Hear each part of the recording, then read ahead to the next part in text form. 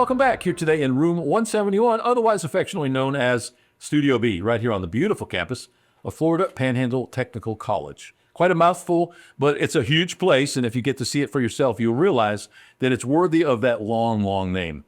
This is another in a series of learning more about our area as it pertains to the artistic talent that we have here. Artists, photographers, videographers. We've got a plethora of talented folks, and we're sort of taking some liberties. We're starting off this series with a highlight of all of my present, past, and sometimes future students. Our guest today is Ehren Cobart. Ehren was in the 2023-2024 television production technology program.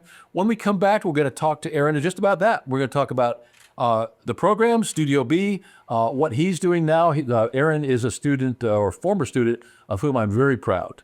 He's gone on to Chipley College. He's working in the television station over there, doing all kinds of good stuff, exceeding expectations, and every single day, hitting a home run as far as I'm concerned. And just another one of the success stories that we've generated right here in Studio B. So when we come back, we're going to do all this and more, and we will be right back.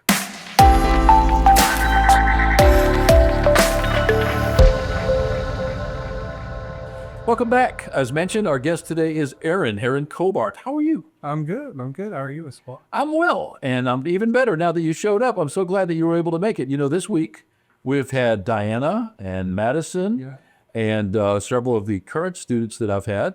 And so I figured if I could get you and then maybe Cameron and Jackson to come by, we'll put the band back together, you know? Right. You're just doing all kinds of stuff. You're staying busy. You're doing well. You are proud of yourself. And I know that because you tell me what you're doing and you say it in such a way that is totally different from some of the Ehren that I saw when you were in my class.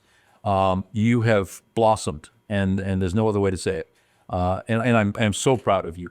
Talk a little bit about what has happened since you left this program here at the college. So immediately right after getting out of the program here, you suggested that I go over to Chipley if I was going to pursue higher education and talk with the CCTV director, Eric Dove, and I immediately did that. And it was a little bit like pulling teeth. I had to, work my way in there, and basically I wouldn't say beg for the job, but I was out of it. I had to be on top of it and let them know that this is something that I wanted to pursue. And as soon as I had my foot in the door, I just hit the ground running. I joined one of the organizations at Chipley, offered to be the photographer, accepted what they would consider an executive position within the club. And I followed that club around and used my photography experience to, capture the moments that all of the group members were sharing during their times visiting universities. One of the things that I've been able to do also is work behind the camera, for all of the sporting events. So we do basketball, baseball, and softball over there. And I'm required to, set up and take down all of the video equipment that goes on, behind the scenes as far as the streaming services and whatnot that they use there on the campus. And then I've also been able to, I was reached out by John Russian, one of the athletic directors there. And he wanted me to start using my photography skills to take pictures of the basketball players during the games, during our home games. And that's actually been a really, really exciting experience because I went into it with very little action sports experience. But the more that I'm there and the more that I shoot, the more I realize it's not just about the action that's going on, but I'm able to now position myself into places where when something really, really cool happens, during a game that involves a lot of the action, I'm also in the background getting the reactions of the people. So it's I'm really digging deep into what makes up a decent composition and what makes a photo stand out as great. And all of these opportunities that I've had there at that school and here, I wouldn't have gotten there without being here first, because I took the knowledge that I had, all of the technical skills and all of the editing skills that I had over to that, and am now able to, make money doing it. And that's the best thing, because me as a non-traditional student with a son, that's one of the more important things. And the reason that I had the goals that I had is because I want to be able to provide for the family that I already have. I'll say it again, a lot different from the Ehren that's been entered my classroom. I think you would agree with that. Yeah. We had a little bit of everything in the class for the year that you were with me. Yeah. We had tall people, we had short people, we had skinny people, we had heavier people, we had real smart people, and we had some that were lagging a little bit behind. I think you'd also agree that by the end of the year, we were all riding in the same boat. We were all more closely the same height, and we were a team that worked together with love. And I think everybody kind of disparages me just a little bit when I explain that we start off with fear, then we move to respect, and then we move to love. Do you agree, though, that it goes through those stages? Yeah, because you get to know everyone like really well. You get more comfortable, even if you were already like a super comfortable person, like sharing how you felt or like any of your creative ideas. You kind of break out of that shell because once you're comfortable with I think we had 10 starting out or 12 starting out, 14 starting out. So you get comfortable with all of those people and being around them every day, and you carry those like interpersonal skills into newer relationships. And every time you go out and network with someone new and meet someone new, you're able to use the skills, even though it doesn't seem like it at first when you're learning them in here. But all of those, like you said, we had all different types of characters in here. So you learn how to deal with each of those emotional, like each of those people on an emotional level, but also on an intellectual level. So you're engaging with them, actively listening and putting your input in also. And when you learn to work together as a team like that, it carries all of those skills. They carry over seamlessly into everything else that you do in life. The 2023-24 class was one of the larger classes that we had here. I think half of those students were digital video technology, and the other half were television production technology. So you had a 900-hour class and a 1,200-hour class together, and we had one photography student, which was Madison, and hers was 1050. But together, they went through a whole lot of stuff, for sure. Starting with 14, we only have 13 computers. So we knew that somebody would be bumped or have to leave or leave on their own accord, and all of those things were right. I think we lost 2 or 3 people pretty quickly. We graduated 8, all of them with 2 certifications. Which is phenomenal. It's as good as it can be. I require my students to have 2 certifications to graduate, and everybody did it. And everybody did it with the first time through testing. And I've never had that before. There was not a single student did not pass those certifications on their first try. So that was huge. That was very huge.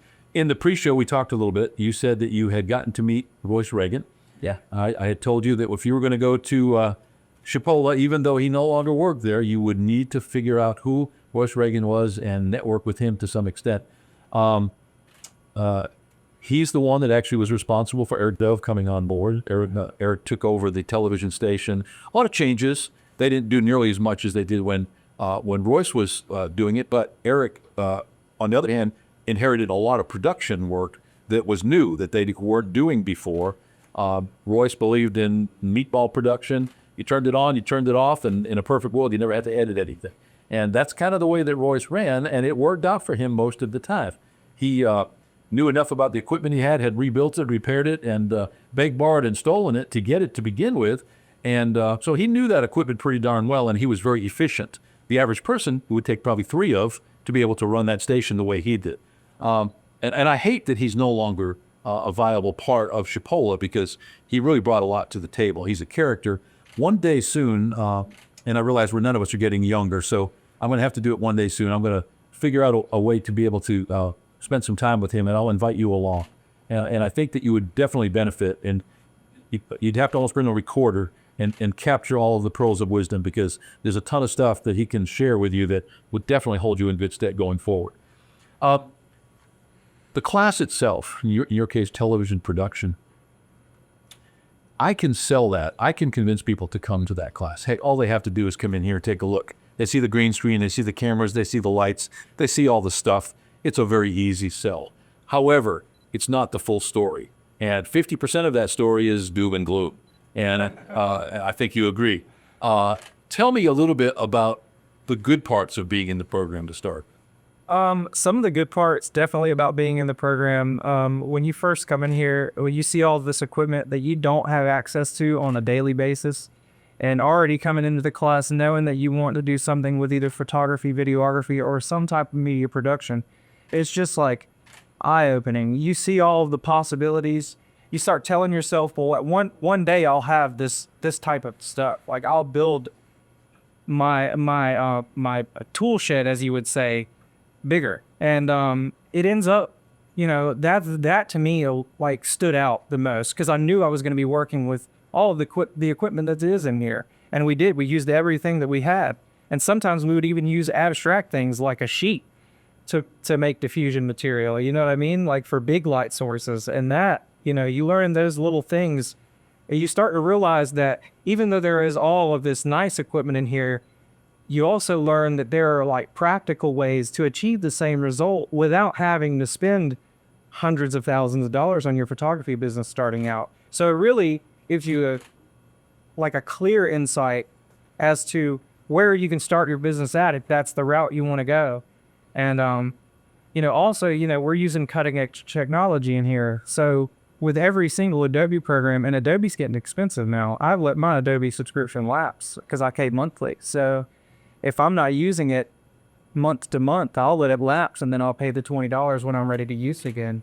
Will not Chipola provided that software? It is provided at the school. Now, if I wanted to go and like edit like some photos that I needed to do for the school, then I'll just go log into their what the marketing and media uses, and I'll go over and sit with them for a few hours and edit photos, or drag and drop photos into their shares file. Because a lot of things that we do over there at the school, especially with PR, is all on one drive that is accessible through, pretty much every admin has access. The entire network. Yeah. And so that's pretty, but on my own personal, work, anything that I'm doing, I will pay for it again. Yeah. Because, it is $700. Yeah, a year. Yeah. It is the seamless tool as far as like photo and video work is concerned, because the whole suite, the whole Adobe suite, it works like interchangeably together. So something you do in Audition can easily just be almost drag and dropped over into your Premiere. Actually, it doesn't have to be. When you open up Premiere, it's already there. Right. Yeah. So, but now, you're quite a good wedding photographer. You're a good photographer in general, but weddings is something that has stood out to me. You've got a good touch for it. Were you to work semi-part-time and had 20 or 30 weddings a year, you could justify buying that Adobe Pro. Right. But it doesn't make sense to pay for something you're not going to use. Right. Now, you and I had the opportunity, and which I don't always get the opportunity, but in your case, I got a chance to sit down with you for about an hour before our August 2023 first day of school to be able to talk about exactly what the program was about. And I always try to mention all the not so good stuff, the punctuality, the hard work, the attention to detail, all that stuff. Did I do an accurate job of preparing you, or were you surprised in not so good a way when you got to class and found out that you were going to be held to task? I think that you explained it pretty well. Like with my, personal experience as far as like being in the workforce, prior to being in this class, I knew that this was going to run just like a job would. And every day that we came in here and had to do, for instance, word of the day and reply to emails, those are things that you do every day in an office job. And especially if you're going to work as I want to pursue marketing. And that's what I'm doing now, is pursuing marketing. So as a marketing specialist, one of the first things I'm probably going to have to do every day is answer an email, or sometimes 5. It may be emails that are flagged as important from 3 days ago that are due that day. Mm-hmm. So that in itself prepares you for that. All of the hard work that we did in here, though, it really does make everything else outside of the hard work that we did in here seem very simple and easy. It's like, I can get that task done right now and have it done, not have to worry about it again. So it forces you to be better at time management, which helped me out significantly, because now I'm balancing school, 2 jobs, and my family life. So it's like I said, those time management skills, they come in real handy, because I I feel like, well, I'm losing my train of thought. I hate that I did that. No, it's fine. What does done is better than perfect mean to you? To me, done is better than perfect definitely just means get it done. A lot of times, if I've so far in the school year, in the past 2 semesters, like during fall and spring, if I got behind, say significantly on my online assignments, because I'm doing a lot of stuff online as well, I'd realize as I'm doing like an extended assignment, let's say like an essay where I have to write anywhere from 1,000 to 1,500 words. Instead of picking it apart and trying to revise and trying to revise and trying to revise, and it's already, sometimes it would already be late, I realize like, oh man, I've wasted all this time trying to make it the best essay that I've ever written, and I could have just turned it in. And it's a very good lesson that we have here in class because it's the same with production work. If you have a deadline, you want to get an advertisement out, and the event is tomorrow. Let's just say it's May the 9th that we're sponsoring the event. If I don't finish my advertisement today, or if it wasn't finished 2 or 3 days ago, then nobody's going to know about it. Everybody's going to find out about it last minute. So it leaves right into that whole, marketing and media thing. You want to make sure that everything that you do is relevant.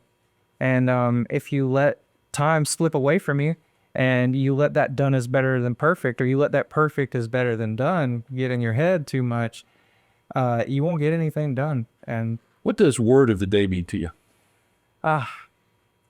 It definitely, like some of the other guests previously on the show came on and said, it definitely is like a flashback, because there are times where we were coming in and doing not just 1 or 2 words a day. It was sometimes 15 to 20 words a day.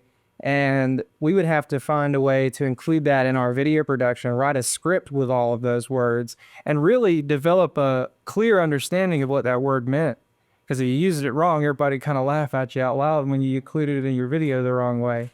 So there was that, but also, it teaches you how important vocabulary is. And I carry that into all of my studies now, like even in math. And most people go, well, I'm good at math because I'm not good at reading, and reading is vocabulary.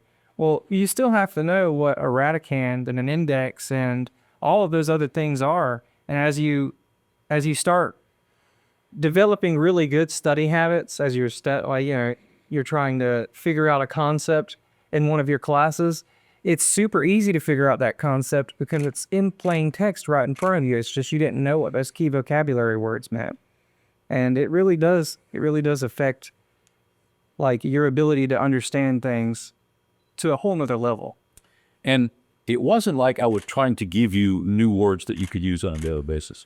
I didn't care whether you ever used those words. It was breaking that glass vase that was your preconception that the only superlative I can use is awesome.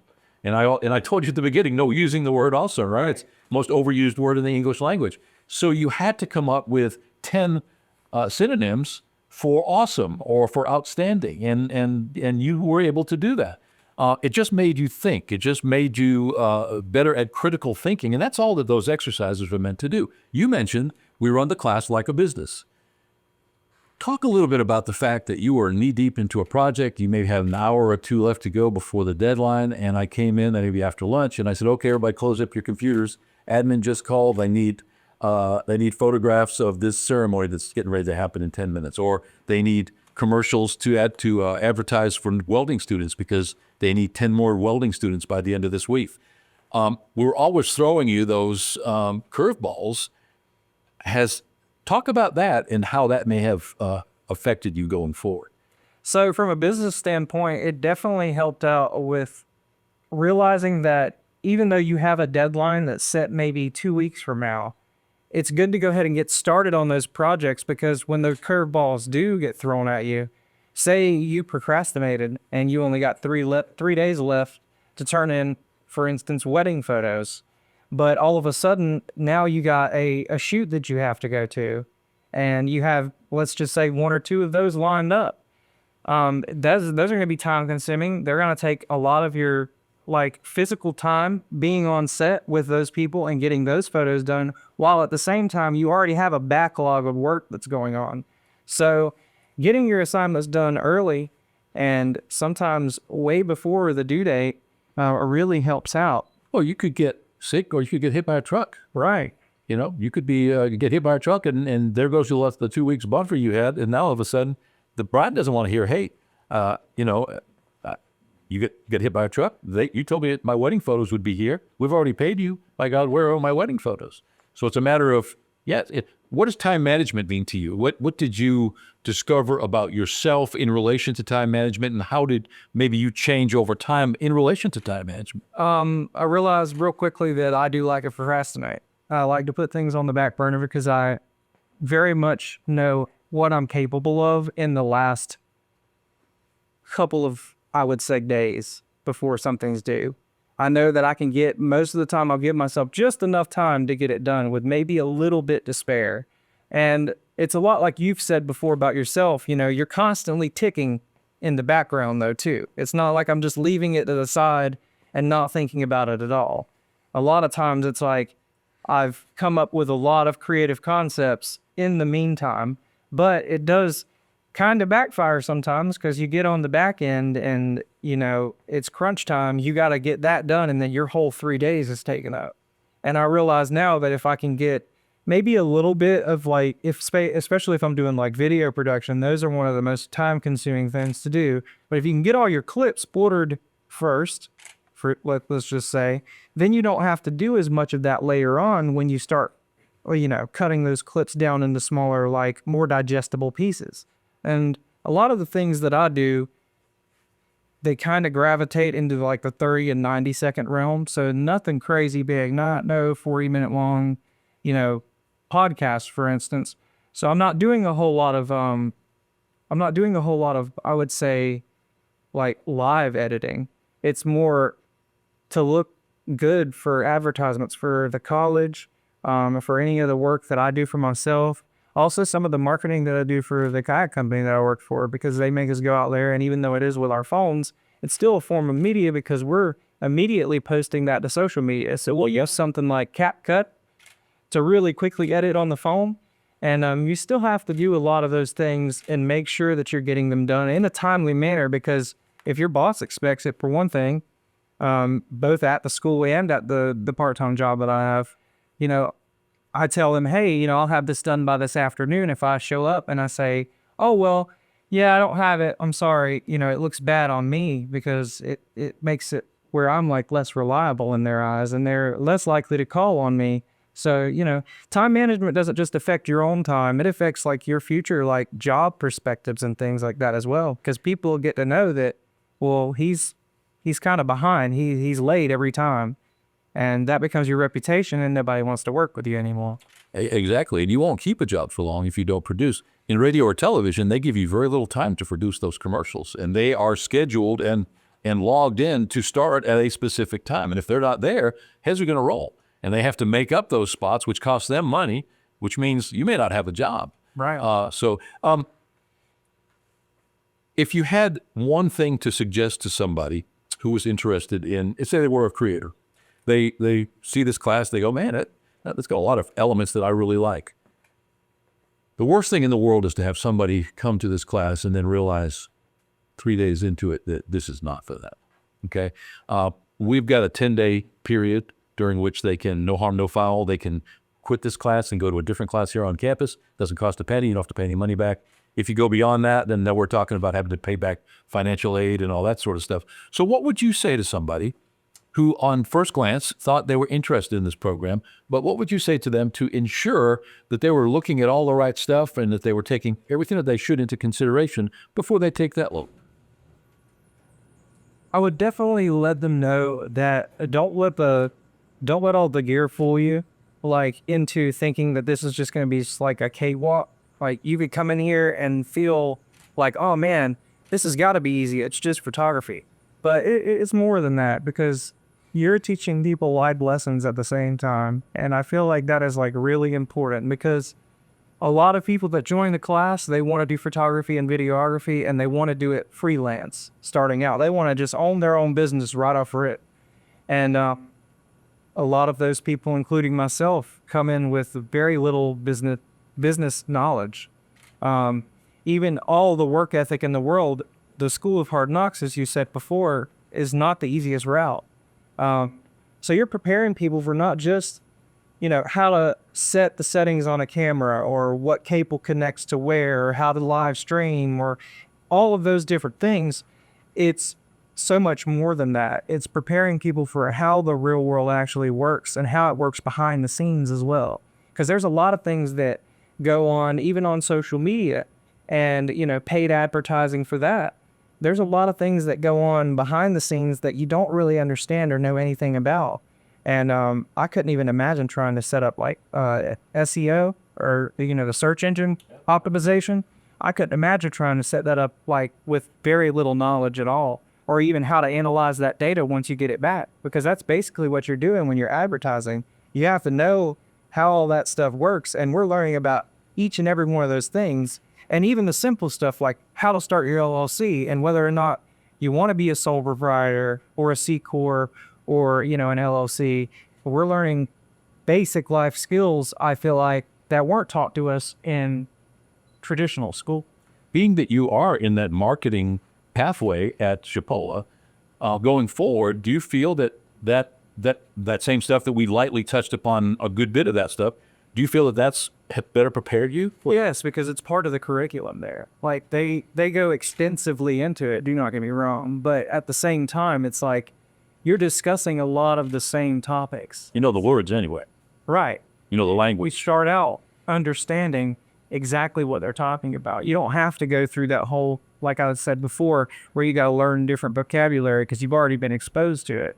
And if you had any interest in it, now I myself really did take an interest in marketing because I could see what you were doing as far as for the local businesses here in Chipley and everything. And I realized that is where a lot of the media production happens at. Every company in the world has to get their name out there. And the only way to do it is through basically video and photo, because even business cards, I mean, you're using the same programs a lot of times to develop those business cards. You're coming up with logos, you're coming up with, different fonts and texts and things like that, even for something as simple as a business card. When you go further than that, you start talking about brochures like you see at the state parks. And you start talking about, video that is even just on social media. That reaches millions of people potentially sometimes, depending on how viral something gets. So being exposed to all of that in this class definitely helped carrying on into the business program at Chipola. Was it worth a year of your time? I think so, yes, because it was, even though it was very difficult in here compared to, standard school curriculum, because standard school curriculum is just going and reading the book and understanding the concept and then taking a test on it, passing the test. And then a lot of times it's just like, you're storing it temporarily so you can pass the test. And everybody gets a trophy in the regular school. Right. Not everybody gets a trophy. Not Not everybody gets a trophy every day here. Right. But everybody gets a trophy eventually, somewhere along the way. And I think you'll agree that I never gave you false praise. Right. And I never missed the opportunity to suggest you had done something wrong. But as soon as you corrected that, you were golden. And if you ever did anything wrong and I pointed it out, 2 seconds later, we reset and we were back. It wasn't like we held grudges. Right. Do you feel I was fair? Yes. Every time. All the time. Because anytime that if we had a disagreement or you had a disagreement with someone in class, a lot of times it was just very presumptuous on the student's behalf a lot of times. And, also, I mean, I hate to say it, but just, we had to lose that sensitivity, because the world's not going to just always hold your hand through things. And so even if it was rough and there was a disagreement, a lot of times it was over something that was rational, I feel like, a lot of times. And you could probably remember me saying a time or two, my job as a teacher is to make you uncomfortable. Right. So that you become comfortable with being uncomfortable.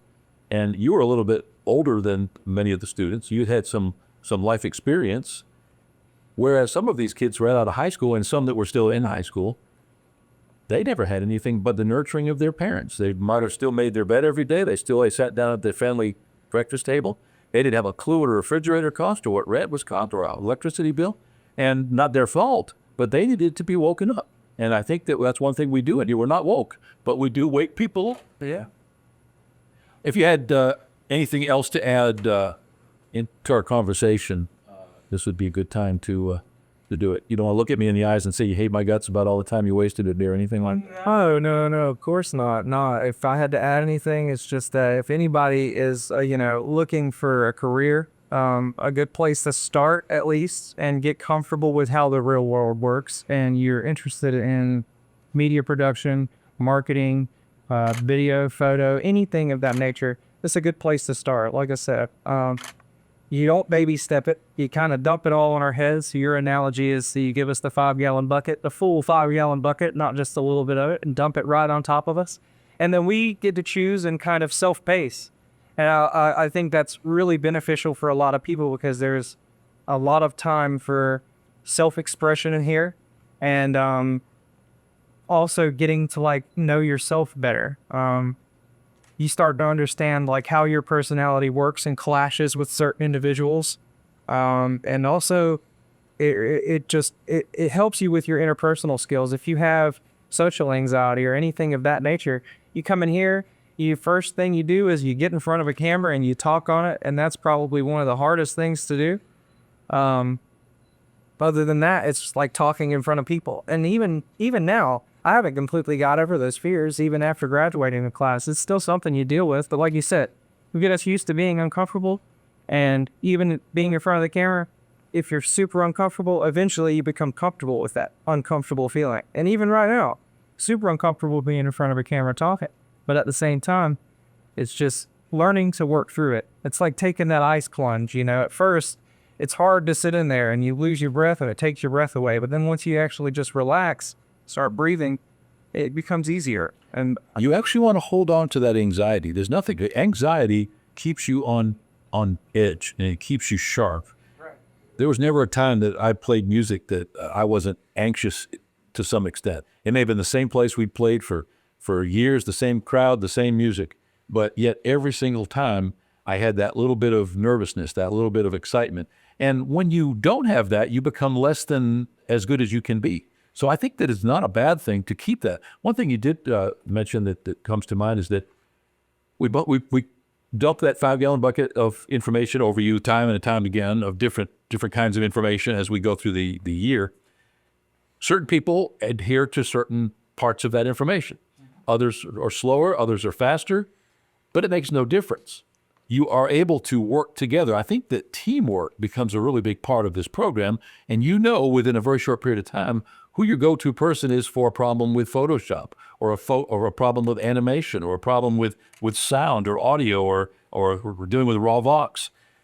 Do you think that's true? And talk a little bit about that. Yeah, and with Cameron being in here, he was already a 2-year student, and that's a I would say in what would be the word, like he definitely had an advantage. Right. But the situation that I was introduced into was definitely on like I guess you could say the obscure or rare side. Coming in with a 2-year student that had been here for 2 years, like I said, and he became the go-to guy for a lot of things because he knew how the production, like he knew our production methods, like what steps we needed to take in which order. That helped out a lot. But I mean, even this year, you had 2 returning students, I think 2 returning students, and maybe 3, because Chase, Cat, I had 3, and Calvin. So, I mean, those things occurring here in this class where you have people that come back after doing digital video, they want to do digital television, or television production. They bring, something to class that a completely brand new, fresh class will not have. And that's a little bit of knowledge on how to do these things. They definitely become co-teachers, whether they want to or not. Right. Because they do have that information and they're going to get tapped on the shoulder and say, hey, I know you've done this before. Can you help us out? And I encourage that. And that's what forms this loosely associated group of people, regardless of the size of that group at the beginning of the year, we get toward Thanksgiving or Christmas time. You guys are you against the world. You're a team now. You guys are going out there and you got each other's back. And that in itself is a huge life lesson. That in itself is very important, especially if somebody is extremely self-centered or egotistical kind of person where, you know, they don't want anybody to touch their hair because they don't want to mess it up, you know. I mean, and I'm just using the hair as an example, but you know what I'm talking about. They're good. Don't come near me. They lose that pretty quickly because you get humbled, I think, whether you want to or not, because, and then one of the last things that we'll talk about is just ties into that. When everybody produced a video or an audio piece or a graphical piece, whatever it was, we put it up on the big screen and it would go around the table. And your peers would give you constructive criticism and saying, yeah, I like it, wasn't a good enough answer. You have to find something that could be improved. Do you think that really toughened people up and, more importantly, made people more conscious of the right way to do it and made them better at their craft? Yes, because any actual good constructive criticism is going to point out the little things that you could have done better, for real. And it's not picking you apart or making you feel like you're less than. It's to really like sharpen the skills that you are trying to develop. And it's like you said, being a part of a team, you know, everybody had to put their work up on the screen. Everybody had to put video and photo, both, up on the screen. And, you know, you kind of get used to how people like edit based on their style and things like that. You're able to start picking that out the longer that you're here in class with these people. And one of the things that you'll start to realize is that, like you said, there are certain people that are better at the graphic design portion of it than they are maybe the actual going out and getting the shots and the footage of whatever it is that we're trying to advertise. And also, you know, just the collectively sharing our ideas with each other, you start to see little things that you know you're capable of. You know you could produce that same shot. You just didn't think to take that shot before. But then once you're exposed to it and you see that someone else did it, you're out there the next time that it's time to produce a video doing that same maneuver, trying to pull that same camera shot off. And that alone, it just builds your repertoire of what you know how to do. And that's excellent. Thank you for taking the time today. I know that you've got work when you leave here. You're a busy guy. You're juggling a bunch of different stuff, not to mention your home life and a young child. So trust me when I say that I really appreciate your time. More importantly, I'm extremely honored that you would want to be a part after the fact of what we're doing here. And I'm very proud of you. I hope you also know that. I'm extremely proud. I follow all my students who allow me to do so. You are one of my success stories, as are many of the other students that I've had. So I appreciate you. I hope to be able to be friends for a very long time and to continue to learn from my students even after they're gone from the class, just like I did when they were in my class. So best going forward, and hopefully you're going to participate when we start doing some of these roundtables. We're going to be hopefully reaching out to the artistic community and get 6 or 8 people. I'll buy lunch maybe sometime, and we'll sit around and we can converse, talk about what's working with marketing, what's working with selling your business. Are people spending money? Who's buying wedding photos? There's no end to the amount of good that can come from those kind of collaborations. So when that time comes, I'll be hollering at you, and hopefully you'll participate in that. I'm looking forward to it. I'll definitely participate. Our guest today has been Ehren Cobart. Ehren was a successful graduate of the 2023-2024 Television Production Technology program right here at Florida Panhandle Technical College. Well, you heard it all, and Ehren is echoing what many of the other past students have said. It's a tough course. It's a tough row to hoe if you decide to come here, but it's definitely worth it. Easy for me to say. Maybe you can find out for yourself if you've got the interest, if you're creative, and if you got the guts to take the chance. It's not for everybody. For those that do persevere, it's definitely worth their time. We'll be right back.